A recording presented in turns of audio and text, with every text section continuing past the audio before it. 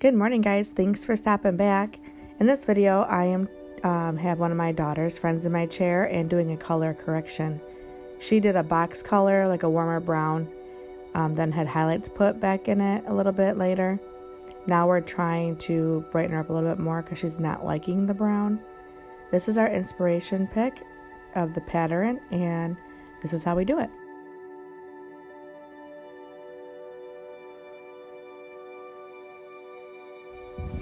First, you want to cut off the hair if there's going to be quite a bit, so I'm just doing a little quick dry cut. I just take the back straight across. Her hair is very, very long, as you can tell. Double checking, combing it down a few times and nipping those random ends. Then you want to bring it down to the front. This is still going to be kind of a square cut, but see that point right there? We want to take that off. So how I first started out before the foiling is I did a very good clarifying shampoo with Undo Goo by Malibu. I could tell she had a little bit of mineral buildup. Not too much because the highlights she had on there were still, there. I could still see them. And I know that a lot of the warmth is from the box color before. I let her sit with that for 10 minutes, scrubbing vigorously here and there between my hands to loosen everything up, then rinse it out. And I'm actually doing the highlight color and the low light over top of the damp hair.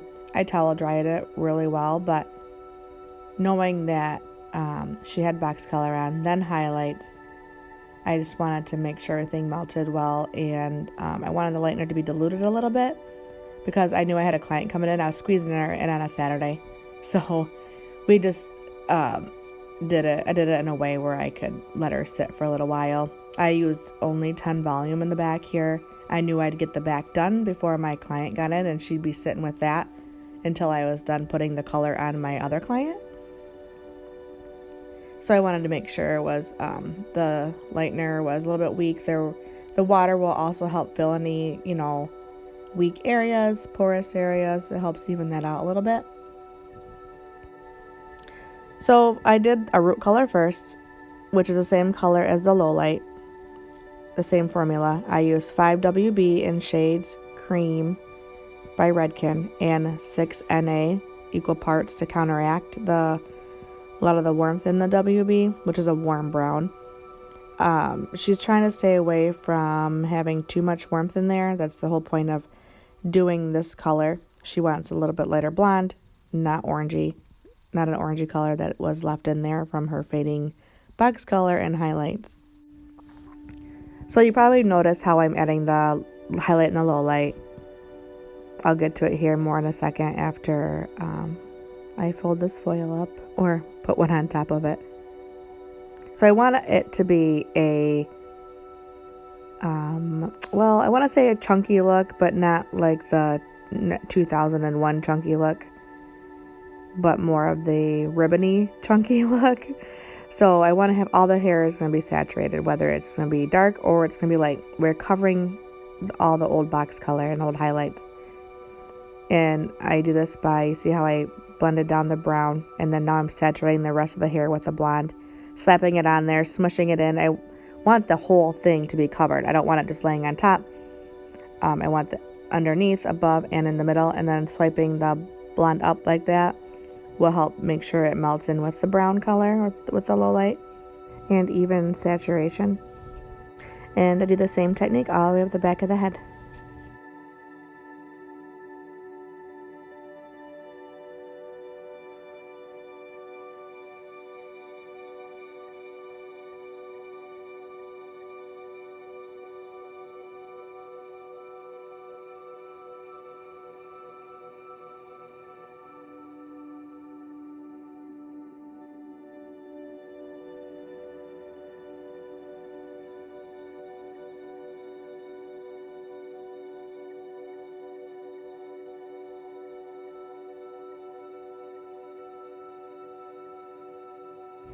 So I just got done putting color on my other client. So she's been sitting for at least a half hour. So I'm checking to make sure I don't need to rinse her first, and I don't.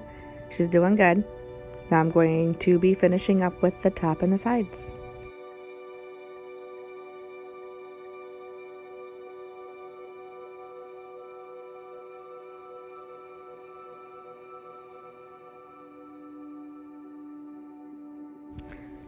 So I totally did not yank her there. She just got really relaxed. And her hair is almost dry by now, not all the way. I sprayed a little bit of water on there to even it out, but I'm now moving on to using 20 volume because I can keep a better eye on it and it won't be sitting as long.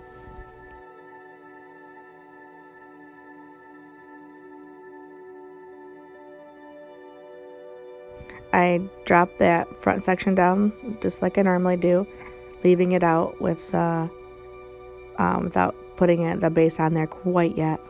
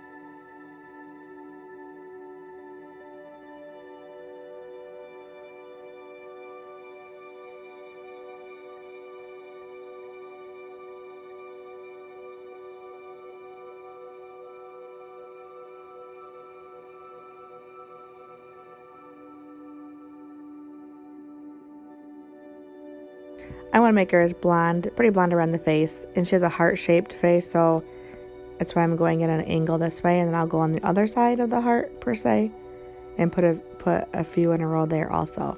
I believe I do 3 in a row right here of fine weaved highlights. I think it was 2. Then I put one right in the middle.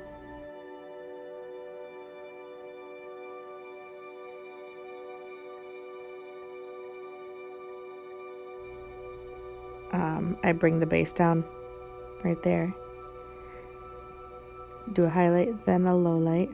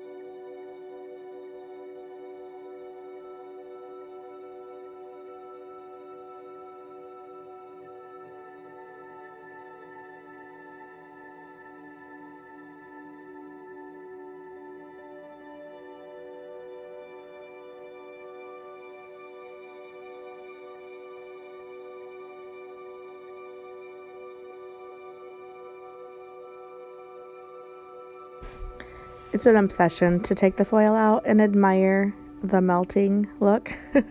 But I toned with 8N, 8V, and 9P. Let her sit for 15 minutes. This is it straight and curling it to look at the nice ribbony effect. We did manage to get her a little bit blonder. I'd like to take her a little bit blonder again in a little while. They'll give her hair some rest. There's some dimension right there, as you can see. No more orange or red. But I think we are pretty successful. Big change right there. You don't realize the difference until you see the before and after. Always take a before picture, even if it's to save your ass to show your client. But thanks for stopping in. I appreciate it. Subscribe to see more weekly. I know it's been a little bit more than a week, but I have more coming up. Thanks. Bye.